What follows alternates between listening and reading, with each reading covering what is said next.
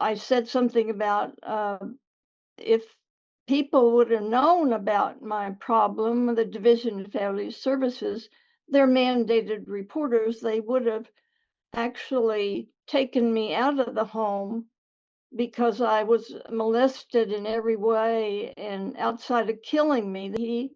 He got tired of hearing her screaming and yelling at me, but he was a good person. And during that time, I had love for horses, and I was able to buy my first horse by digging fishing worms and selling them to the local garage. And I dug up about 3,500 worms during the summer, which equaled $35 to buy my old mare, which was a five-gated show horse. Mm-hmm. So that horse actually helped save my life. I don't feel like I'm any better, but I wrote about a whole lot of things in the book about the struggles and learning to trust. That was the biggest thing, learning to trust someone to talk to. I wasn't really trusting myself. Did you know there's a technology that's actually an app on your phone that uses sound waves to tell your brain what you want your brain to do? We had a young man that was on a guest on our podcast, the Mike Litton Experience, who had a traumatic brain injury. He was sleeping 3 hours a night.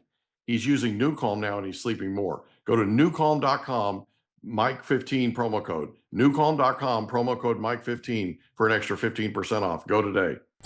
Welcome to the Mike Litton Experience podcast. Everyone has a story, and our passion is to help them tell it. Mike is passionate about being a father, a teacher, a realtor, an investor, and a leader. And now, introducing the host of the Mike Litton Experience, Mike Litton.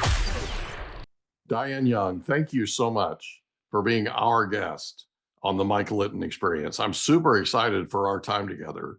And like we talked about before we hit record, everybody has a story, and our passion is to help them tell it. So with your permission, we're going to start with where you were born, go up to today, and then we want to talk about the book that you wrote sounds amazing to me. So thanks again for being here. Well, thanks for having me. So where were you born? I was born in Kansas City, Missouri in 1941. Yeah. And did you grow up there? Somewhat, yeah.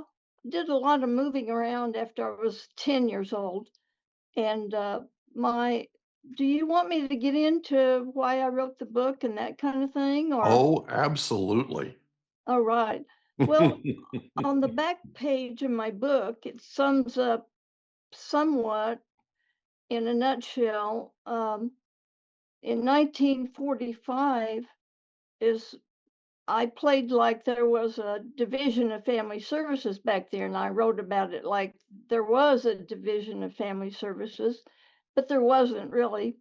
And I said something about if people would have known about my problem, the Division of Family Services, their mandated reporters, they would have actually taken me out of the home because I was molested in every way and outside of killing me. They did everything to me except kill me from age infancy through 4 years old. Oh, my goodness. grandmother on my father's side, my grandpa and my dad were the main molesters. My grandma was the one that kept the family secret. And she had trinkets in the drawers and candy for me when I come down there each day. She babysat me while my mom was a hairdresser in a local beauty shop there. So this went on from, day after day, week after week, month after month for 4 years. And then my parents divorced and my mom was on her own, and she wasn't the best mom in the world at all. putting it lightly. She was a Looney Tune, I call her. Oh my She goodness. was crazy. And so she went to live with different people till I was about 10 years old. She went to live with this older lady that actually had raised her. And so that's where a lot of the physical abuse occurred from her. And then through 18 years old, that went on. And I run away from home when I was 18 years old. Mhm. She had remarried when I was 10 years old, and my stepfather was very good to me. He got tired of hearing her screaming and yelling at me, but he was a good person. And during that time, I had love for horses, and I was able to buy my first horse by digging fishing worms and selling them to the local garage. And I dug up about 3,500 worms during the summer, which equaled $35 to buy my old mare, which was a five-gated show horse. Mhm. So that horse actually helped save my life. Um, I didn't know anything about horses. I didn't have any saddle. I didn't have a bridle. I just had a halter and a reining. And um, there's something about horses and girls for some reason. They're non-judgmental. They're um, this horse was very, very tall, and I learned how to jump up on its back and ride bareback for quite a few years on it. Then Mhm. I had her bred, and she had a filly. So my parents moved every year, I think. And so I had to adjust to a new school for about 5 or 6 years. And then I was able to actually graduate from high school. But that's when I said enough is enough. And in my book, it tells about how I got away from the house and no clothes, just a friend, and didn't have anywhere to go. But it was so much better than listening to my mom. And she screamed and yelled and slapped me and did all kinds of things to me. So uh, that's kind of the short end of the story. Gotcha. So, growing up, who was the most influential person to you?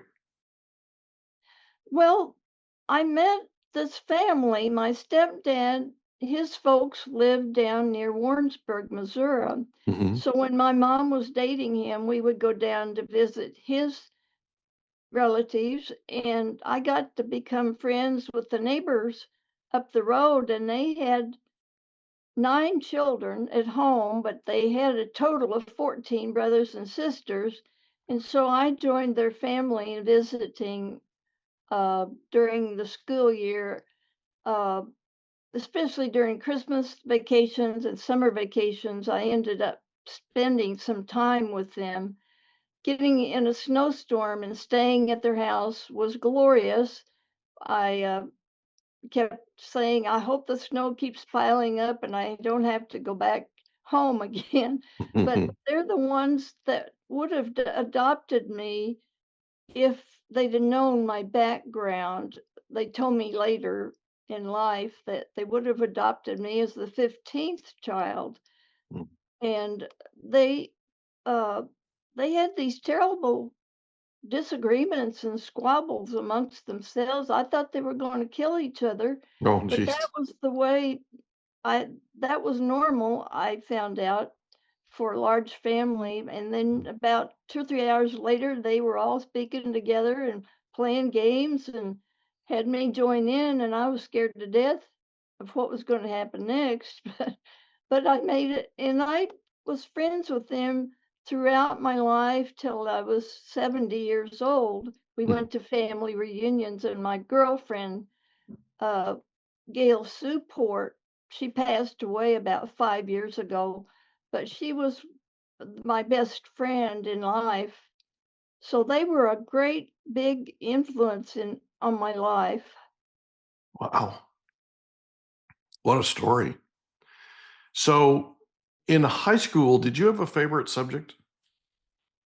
I was into art, and phys ed and art were my strong points.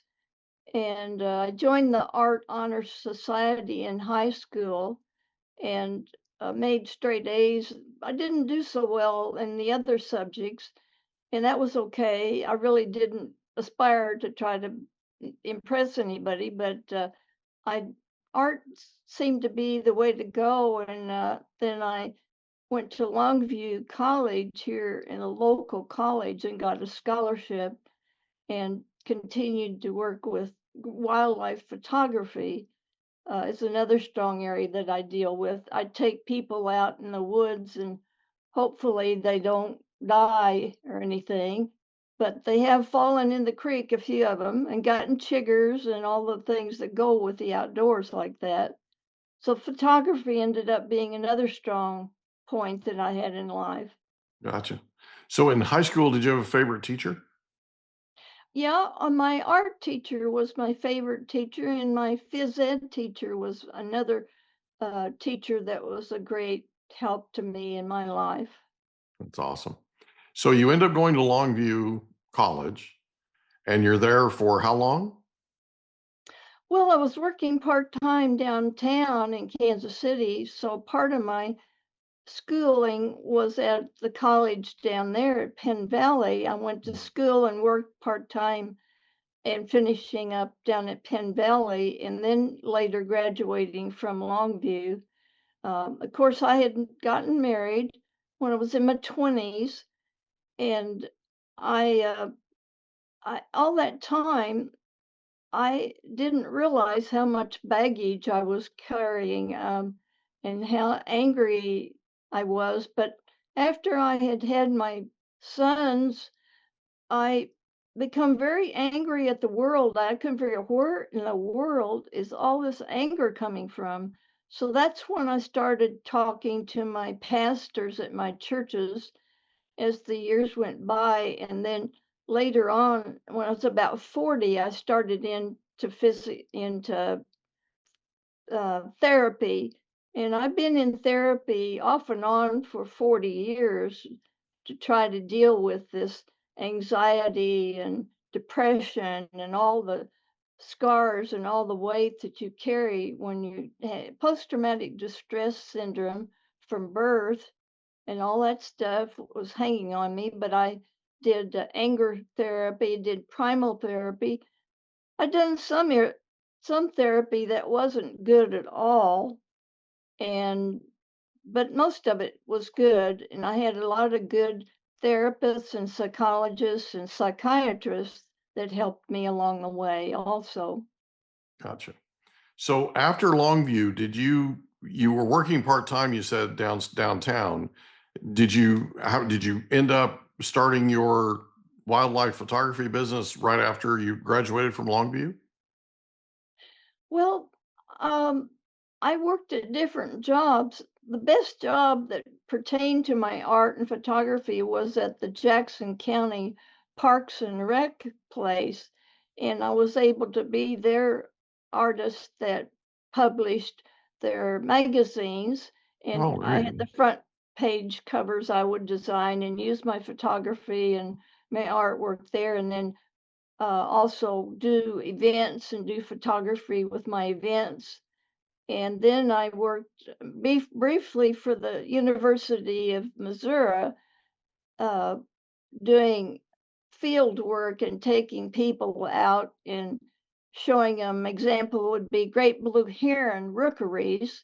These Hmm. great blue herons build these nests in the park near me, about 21 nests. They're about 5 feet across, and we would stand below the nests and get pictures, and it felt like rain coming down. But what it was the birds were regurgitating their food out of their mouth to give to the babies, and the residue was falling down on us.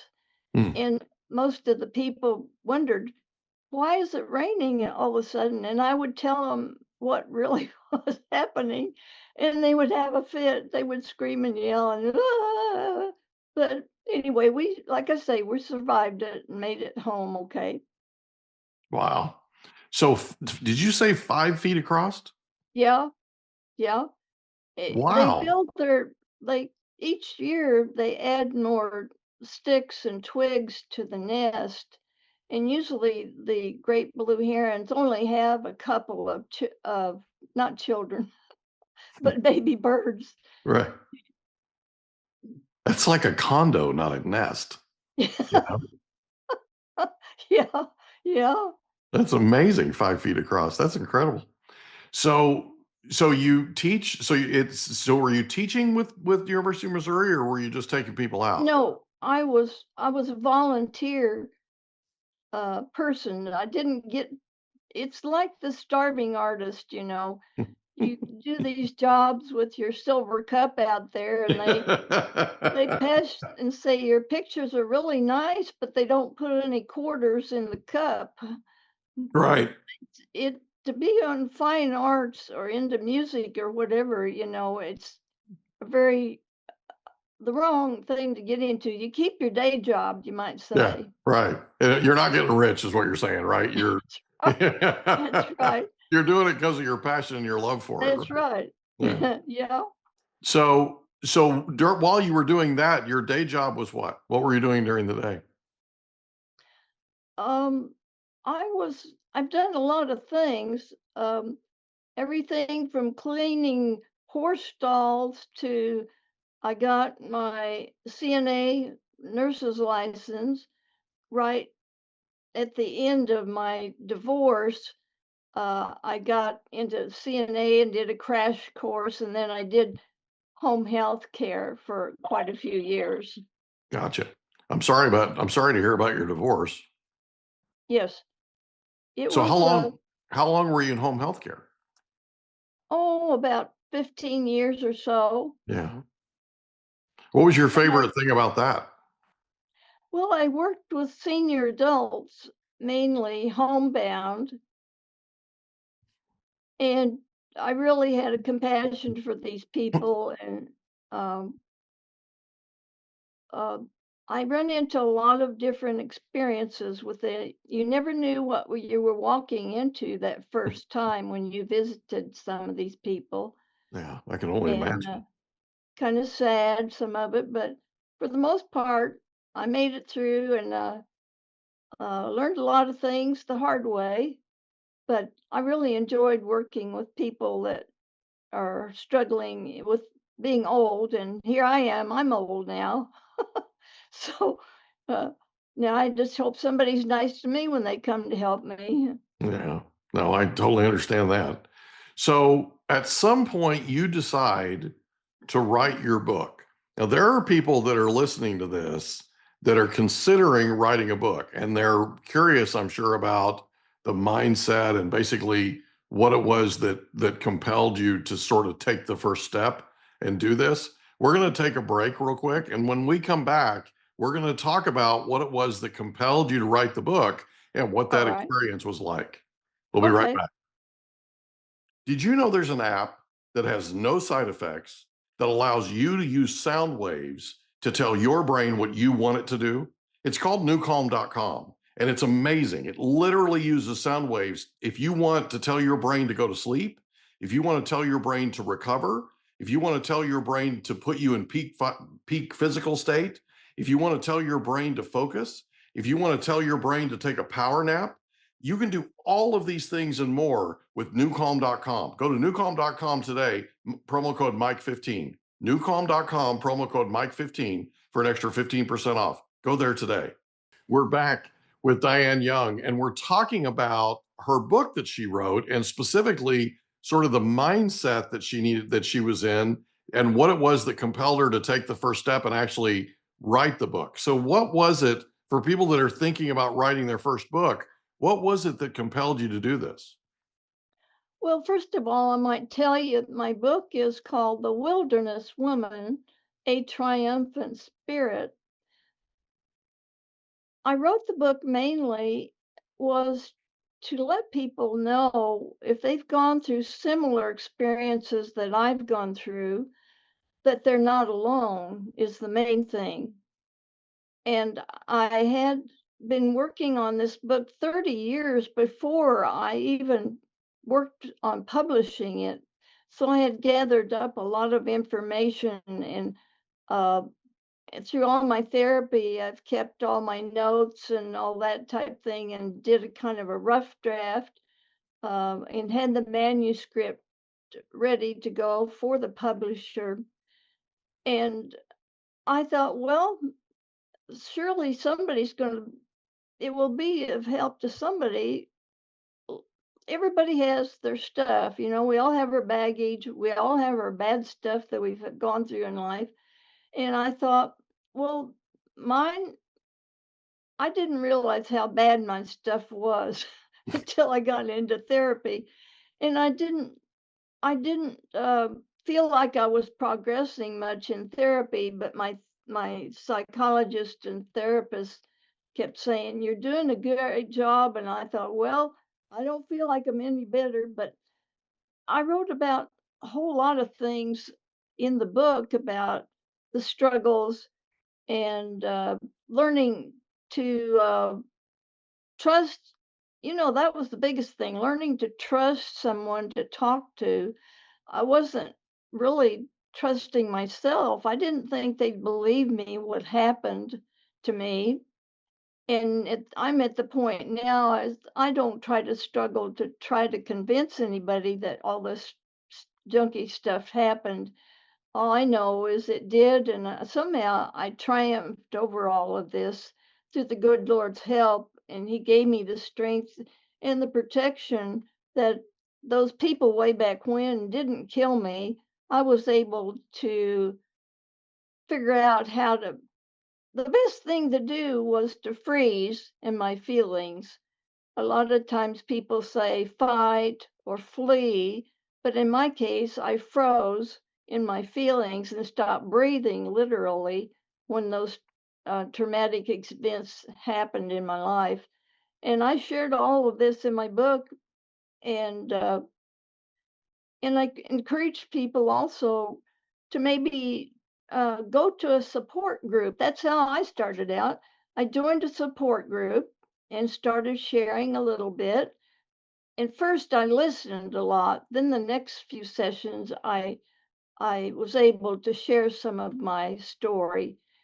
And that support group somehow conveyed to me that they believed I was really going to make it. And that was when I was back in my 40s when I started support group and getting into therapy of all kinds, and drawing pictures and cutting pictures out of magazines that brought up all this background and all the bad stuff. It brought up pictures in my mind, and the therapist helped me sort it out so I would have a better legacy to pass on to my children and stop the abuse with my life. That's the thing. These families that have abuse, it's the big family secret. Nobody wants to know. They don't want anybody to know how bad they're treating their children or their loved ones. So, okay. So, do you mind if we go back just a bit?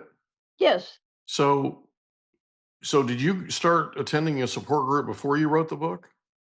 yes, Okay. yes. So, can we go back to the decision that you made to start to attend the support group? What compelled that? Because here's the thing: there are people that are listening to you on this podcast that have gone through something maybe not as severe, maybe not quite as similar, but they've gone through something that's been traumatic, and they're trying to find answers. Like they probably have, like you were talking about, anger and trust issues and all that kind of thing, and they're having a tough time sort of figuring out where it's coming from. What was it that propelled you, I guess, to go and attend the support group, number one, and then number two, what was that first session like? Well, I had heard about the support group. from one of my counselors had a list of different places you could go to go to support groups during the week.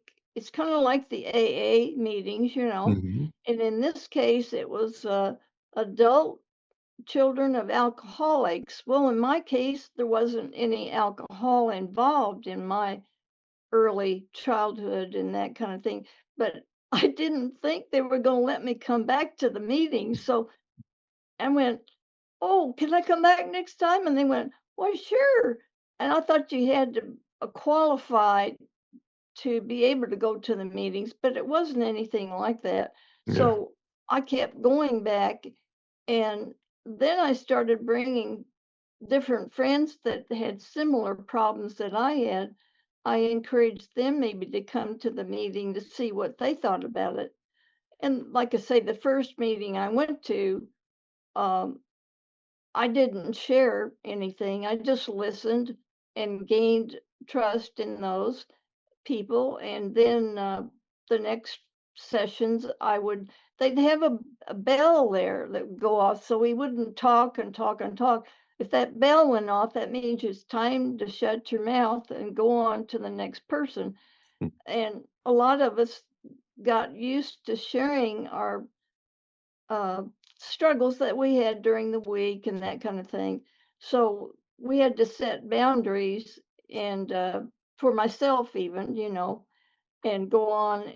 But I look forward to the meeting the next week also. But I look forward to my therapy sessions too.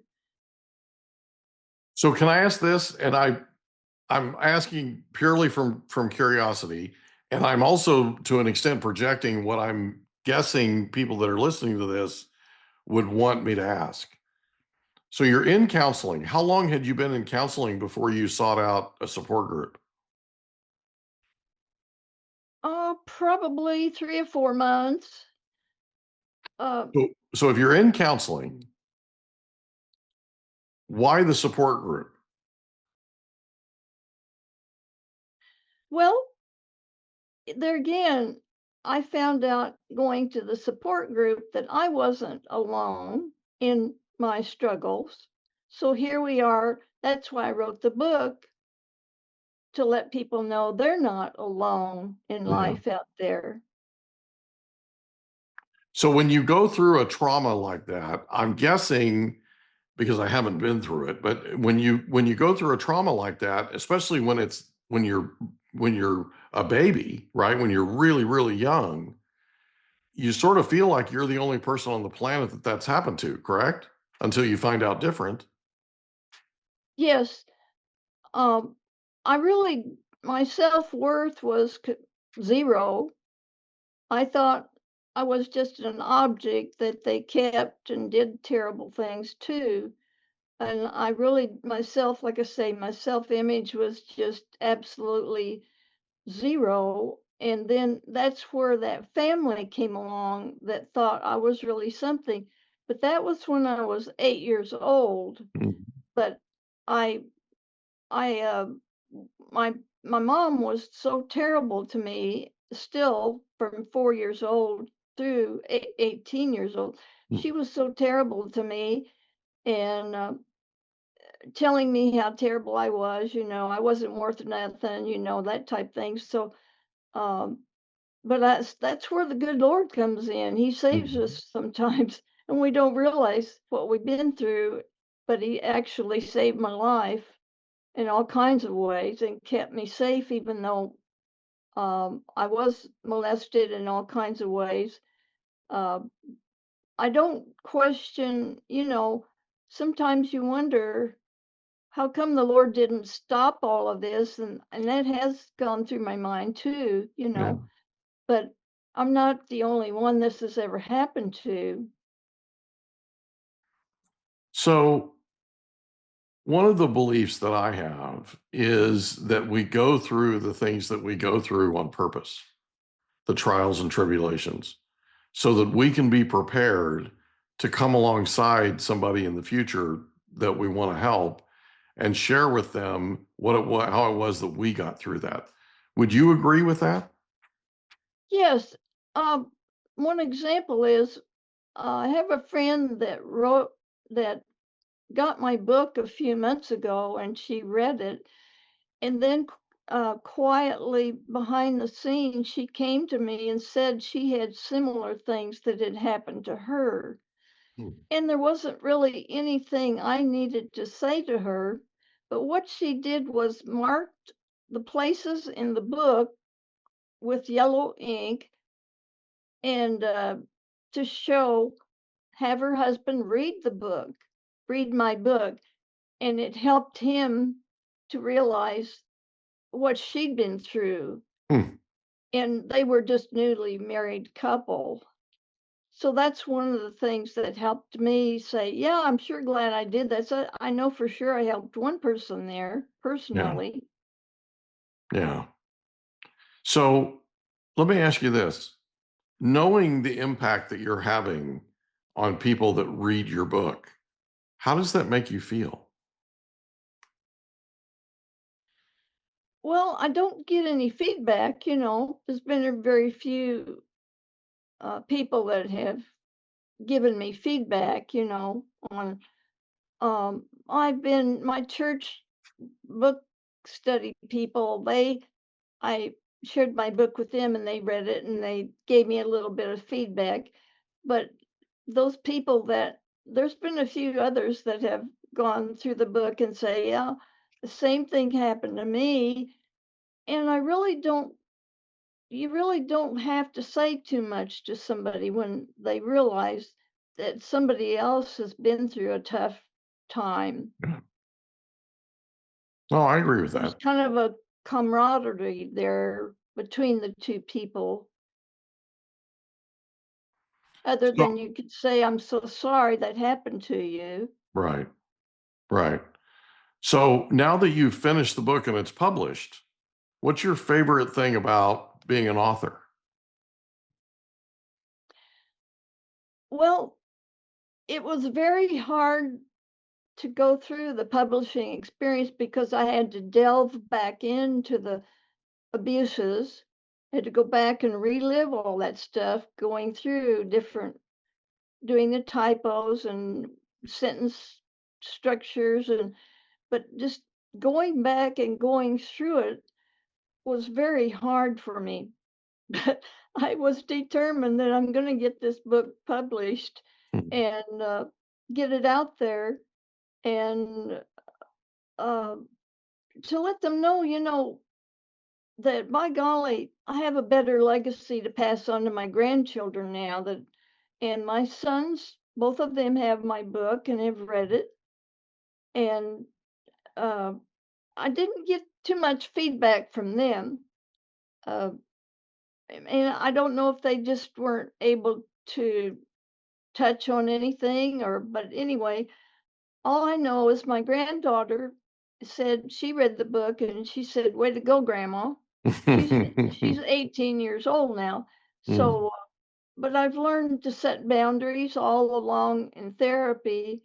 Instead of building up walls, I was behind the walls in my life, protecting myself, thought I was protecting myself.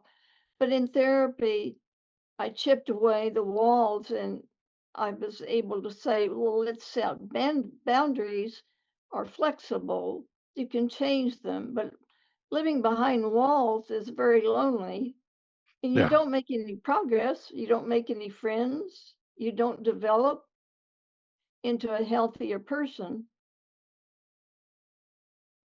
So if somebody's listening to this and they've been through something similar to what you've experienced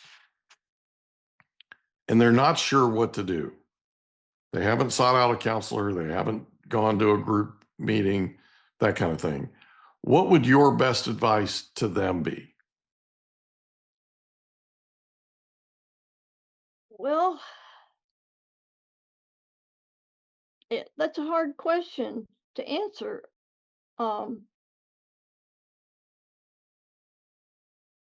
First of all, you have to trust yourself to reach out for help. And sometimes that's hard to do because of all the stuff you've been through. You don't trust yourself, you don't trust anybody else. So thus you're stuck in that pickle that you might say. Um, all I can say is there's people out there that can be of help to you. And there again, you might, if you're if you're suicidal, there's these certain numbers you call if you're suicidal. And I would encourage them, of course, call them. You could call any counselor and tell them and ask what they do, ask the technique that they use when they counsel people, and just get a feel for it that way. So you would call them ahead of time and you'd ask them how it is they go about counseling people. Uh-huh. And that would give you a feel for what it is potentially that you're walking into. But what you're Yes, saying is a lot of people don't trust themselves to make the call. that's right. And when you say trust themselves, can you elaborate on that a little bit? What is it about themselves that they don't trust? Well, I think a lot of it has to do with their self-image. They think that, I deserve what I got, and it's negativity that's always there. So are they afraid they're going to be judged? Is that what Oh you're yeah, yeah. okay? They're afraid no one will believe what happened to them. And so then maybe they have so much doubts about, their self, they're stuck in that pickle, you might say, of not being able to reach out. And I'm presently trying to help a girlfriend that's in this same. She's been struggling for years with depression, and she wants to know what medicine I'm on, and she wants to get on the same medicine I am. Well, I said it doesn't work that way. You have to work with a psychiatrist individually. Luckily, my therapist saw I wasn't doing well in therapy, so she suggested I see a psychiatrist and take medicine. When I was 40 years old, I started taking medicine so I could do talk therapy better. Right. So what medicine was it? Well, when I told my girlfriend, she screamed and yelled and she says, "Oh, you're going to die." Well, it was Jiminy Crowd, it was 40 years ago. It was Prozac. Okay. And so Prozac was getting a bad rap on the TV and different places. And she said, "Oh, you're going to die." And I said, "Well, what a way to go if I'm going to die." I said, "It's really been helping me." And I was able to do talk therapy better then. I could get my thoughts together that made sense to me and my counselor. So what were the benefits of being on Prozac? I've never been on it, so I'm legitimately curious. Well, I've been depressed all my whole life Yeah. and anxiety attacks and all that type of stuff. And so I started feeling better about myself that um, I'm I'm a worthy person. Yeah. I need I know I need help, and there's people out there that can help me. Yeah. So it changed my attitude in some way. I don't know how it worked, but it worked and got me on the right path to work with therapy. And I was so glad my therapist suggested it to me. She realized that I wasn't progressing in therapy. And so this medicine really did help me. Gotcha. So if somebody's listening to this and they're considering calling a counselor or they're considering going to a group session, are you basically saying that their fear of being judged is not founded? Like they're not, are you basically saying that if they go to a group session or if they go to counseling, that they won't be judged? Well, in my case, fortunately, I wasn't judged. It, now later on in my therapy with other counselors, that that judgmental condition raised its ugly head, and the therapist said, "Are you sure that these certain things happened to you?" And they started causing me to have doubts. And then healing of memories, they did these weekend therapy sessions where you go back and the therapist picks out the worst memory that you had. And that was really bad. That was really bad because I got caught up into going back to the actual uh, sexual molestation events. And then I learned that I'm out of here, folks. Mhm. Goodbye. I'm Yeah. not going to do this anymore. And but it was a Christian oriented group, so I thought being Christian, it wouldn't, that's the people you should be able to trust. Well, Yeah. you can't. But one of the best therapies that I have had recently, it's called EMDR therapy. In my 80s, I done this session. I picked out the 10 worst sessions, the worst stuff that happened to me in the beginning. Hmm. And in each session, for 10 weeks, when I walked out that door, I was a different person. Hmm. And EMDR helps transfer these things from the right side of your brain to the left side. And people that have been in the wars, Vietnam Wars and so forth, have gone to this type therapy. It's just started in 1980. Hmm. And so I did that. I wished I'd have had that therapy way back when, but and fortunately, I responded to it very quickly Yeah. and made great progress on. Well, I was working on my book at the time, and so this helped me to continue to work on my book, even though I had to go through all this reading of what happened to me and all this junky stuff. It was very hard to write this book again. And it's called The Wilderness Woman, a Triumphant Spirit .wordpress.com is where it's located. Hmm. And it's about 10 different bookstores, Barnes and Noble and Amazon and Ingram and a whole bunch of places like that, rainy day bookstores. So, writing the book, what were the top three things that you learned writing this book?